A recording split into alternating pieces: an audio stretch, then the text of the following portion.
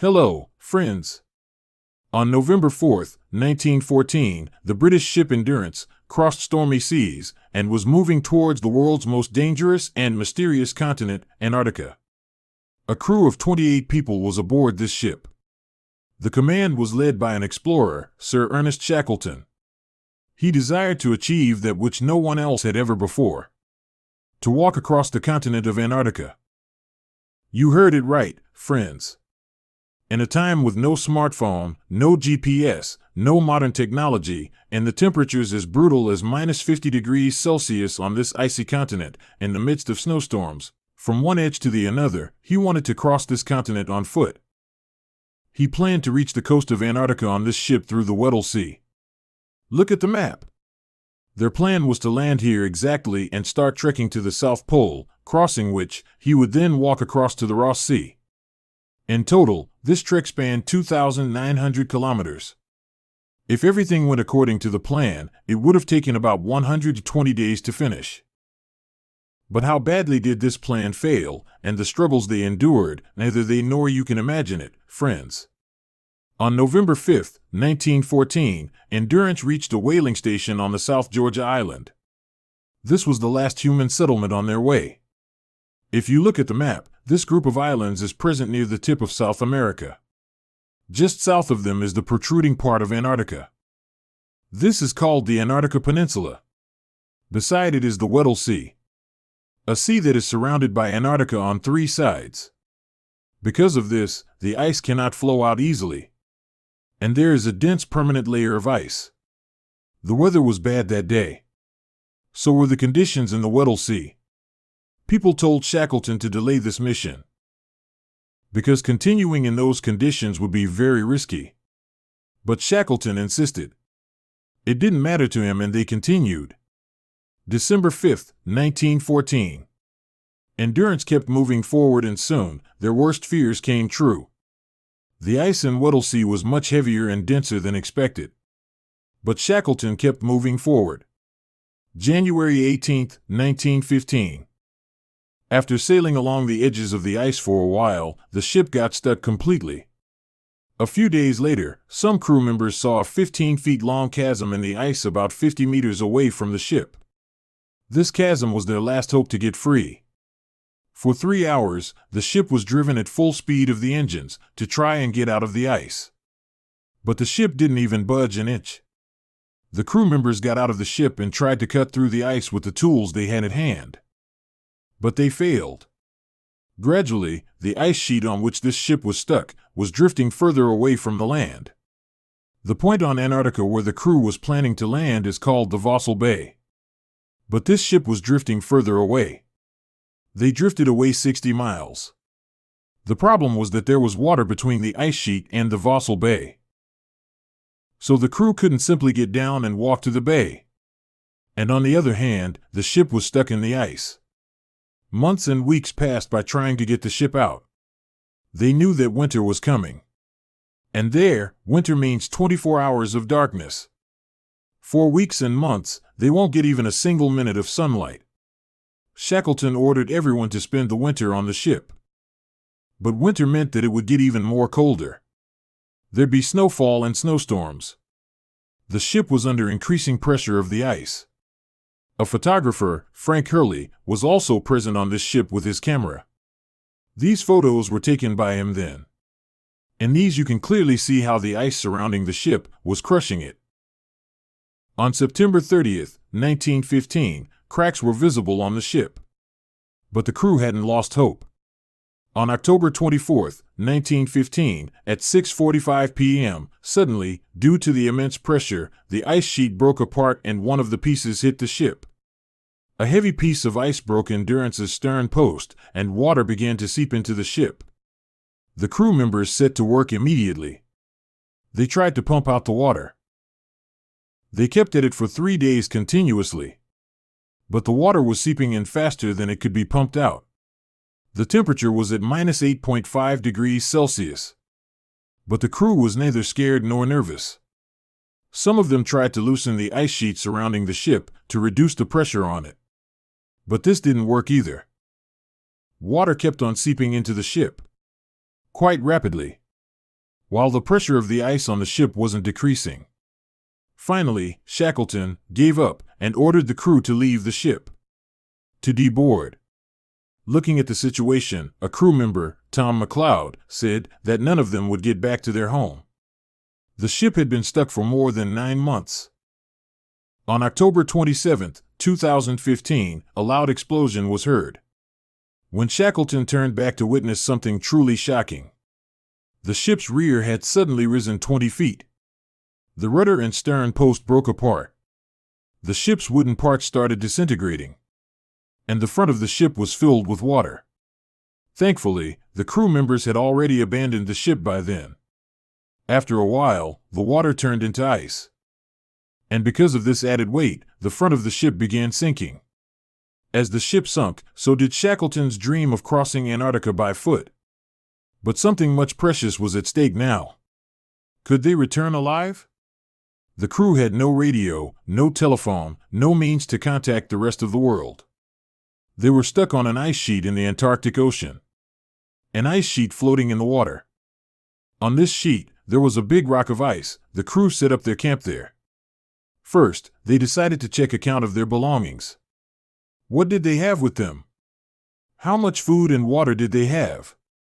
They found that they had 3 small boats, 1 sledge, with which they could move on the ice sheet, some important personal items of the crew, and about 1 month's ration. Only 1 month's food. There was only a little place to sleep at night. So many had to sleep on the ice. Most of them slept close together to avoid being frozen.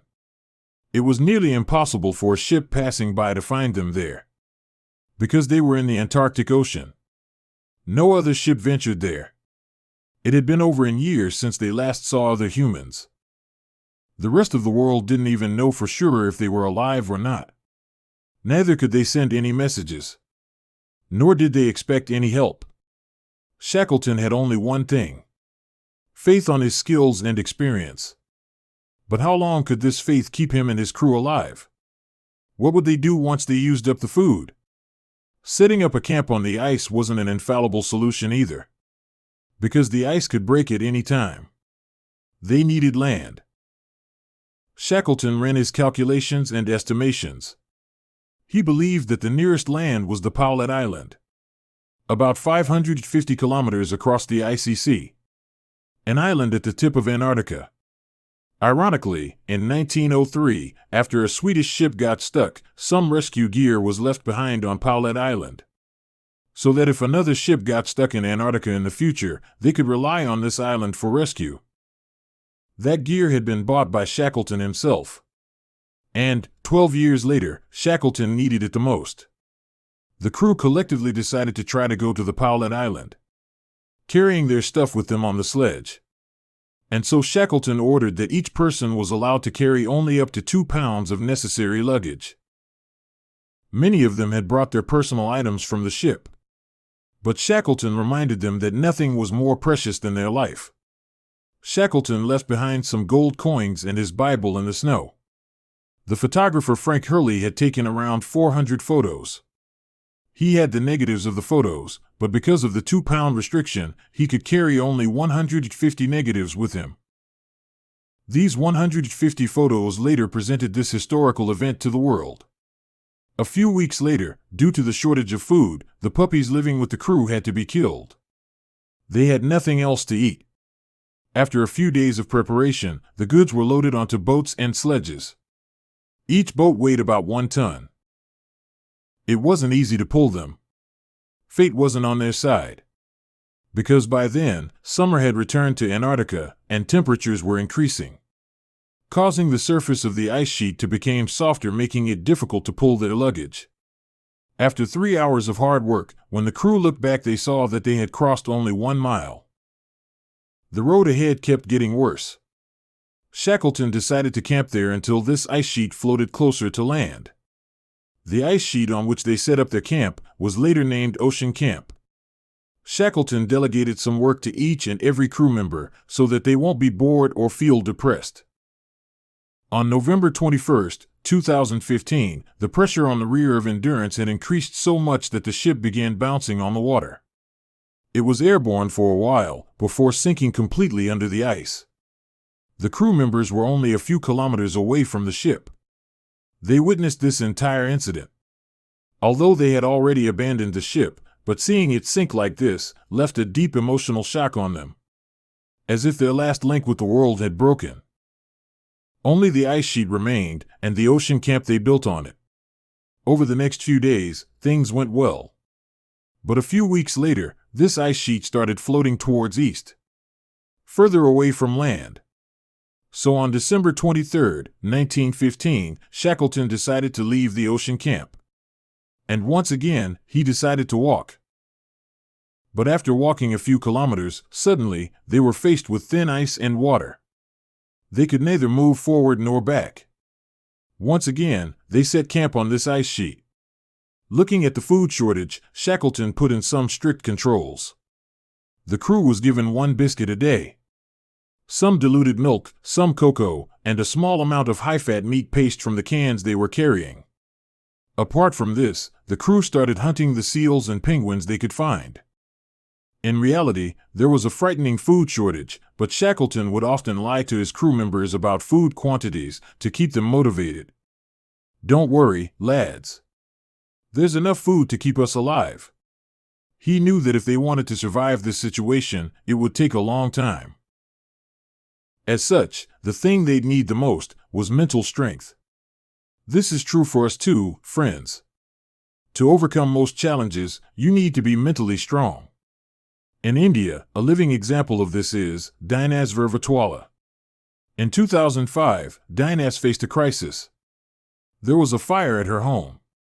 In that fire, she suffered 53% burns on her face and body. Doctors had said that living a normal life would be difficult for her. But Dinaz turned that tragedy into her biggest strength. After she left the hospital bed, she relied on her mental strength to make a Guinness World Record within a few years. She surprised the world by doing aerobics for 26 hours straight. Today, Dinaz is not only a fitness trainer, she is one of the top coaches in India for mental and physical fitness.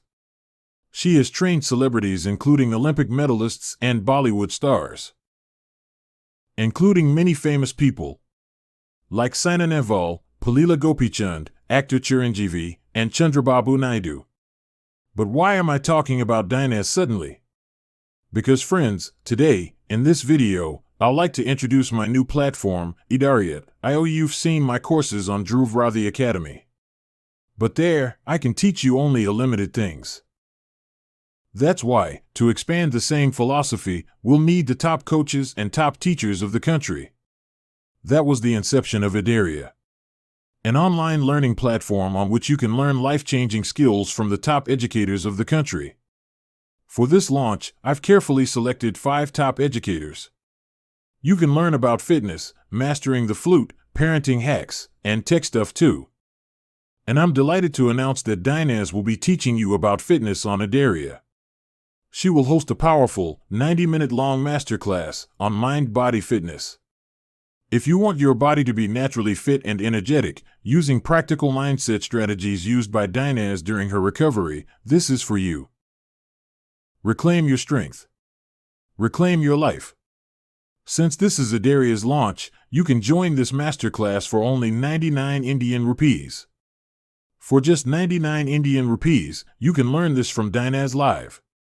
The link will be in the description below, or you can scan this QR code too. Now let's get back to our topic. For many months, they lived in this new camp. Thankfully, the ice sheet moved in the right direction. Days changed into weeks and weeks into months. Eventually, a new year begins. And in the morning of March 23, 1916, Shackleton could see something beyond the fog. As the fog cleared, they could see mountains. Shackleton recognized it as the Joinville Island. But being about to see Joinville Island wasn't that great.